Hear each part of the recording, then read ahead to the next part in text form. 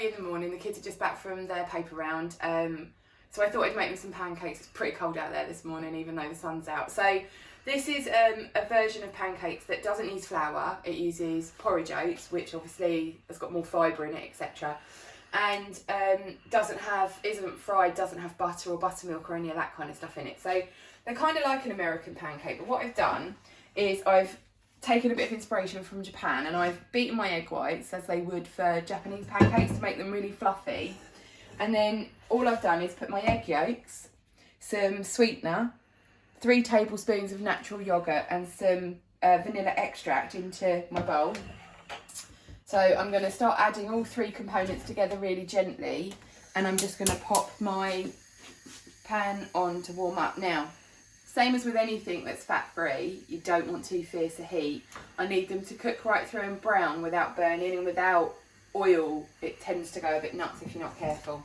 So I've blitzed my porridge oats, and I'm just going to show you the sort of consistency I've got. With pancakes, I've gone for as powdery a blend as I can get, really fine, because obviously you want to keep the lightness and the airiness of the pancake. And obviously I've whipped these in my trusty mixer, but I'm going to just gently put all the ingredients together and fold it in to keep as much of the air as I can. So I've got 3 eggs here and 80 grams of porridge oats, and that's about the right portion sizes for the girls. So that will give them roughly 4 large pancakes each. This morning I'm doing tropical pancakes, because why wouldn't you on a Thursday? So you just really need to gently fold this together, and I would suggest using a silicone spatula for this. Tends to give you the best aeration and combination without knocking all that air out. So I'm just gently going to fold this together. Takes a few minutes to do, obviously, anything good's worth waiting for. The other thing I would say, so I've put a teaspoon of vanilla extract in here. With pancakes, if you can find good extracts, you can change the flavours up without increasing calories. So far I have found custard and rhubarb flavourings. So I've done rhubarb and custard pancakes for me because I love them. You can also find salted caramel is out there.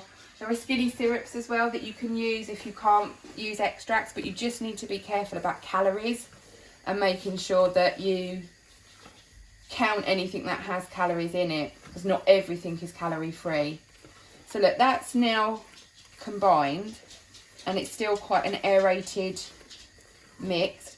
Make sure all of your porridge oats are together, and at this point I would just, it's going to sound a bit weird, and I know it sounds a bit weird, but I'm going to smell it, and if I don't get a hit of vanilla from it, I would add more, because the girls like really vanilla-y pancakes, and I'm not getting a strong enough hit, so I'm going to add another teaspoon of extract just to make sure that they're nice and vanilla-y for them.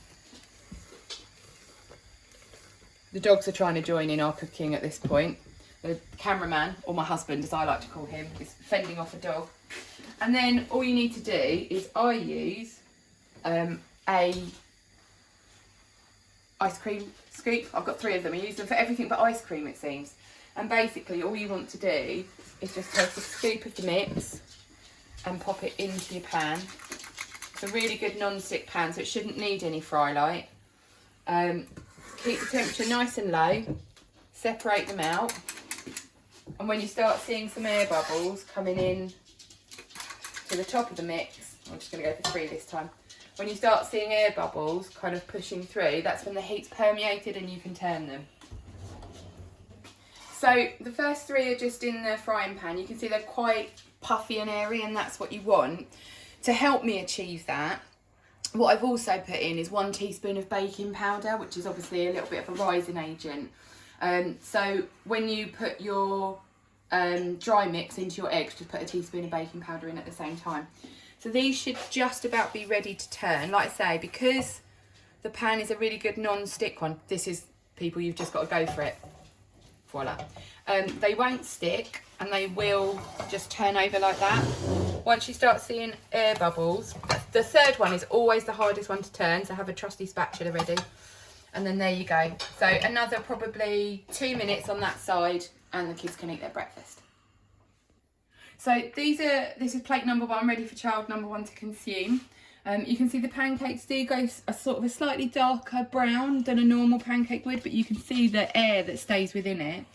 I've done a mixture of tropical fruit today for them. So we've got pineapples, we've got passion fruit, we've got golden kiwi, we've got some papaya, we've got some pomegranate seeds, and then I've just done raspberries and blueberries because they're obsessed. And they're both also completely obsessed with this Choc shot. So that's going on the top, and then it's time for them to eat.